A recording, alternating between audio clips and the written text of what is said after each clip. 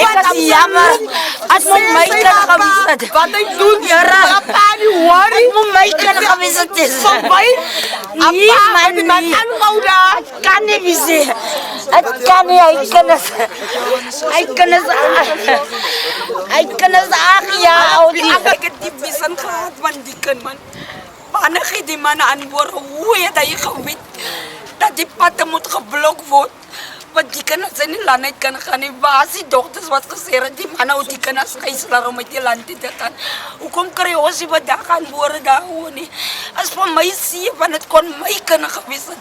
Die man moes my kind doodgemaak het en bekrag het binnen my eie huis, man. Hy het die oggend gekom daar om 'n bietjie kookwater te vra. Skielik wat my man ry moet die pakkie kom hy aan die huis en hy vra my kan hy die toilet gebruik. Ek sê hom jy kan mos buite pee, hy sê my is public decency.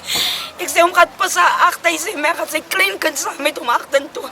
Hy kon staan op die stairs, hy pad aan die trap, hy vra my kan die toilet toe gaan. Ek sê hom mooi dit sê gaan nie toilet toe nie. Sonder dat ek hom aanbod sit sy voet neer die tyd wat sy voet neer sit wat hy hoor my dogters Alina bo. Toe grom my pitbull en my pitbull het hom daar.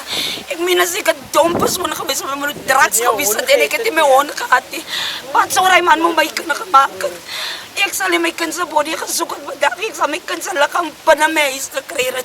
Want hy het hier gekom op wat vir blyplek hy het by die wens gekom en baas die man wat gesê het hulle moet die patte blok laat hy kind moet ba. Hoe het hy geweet?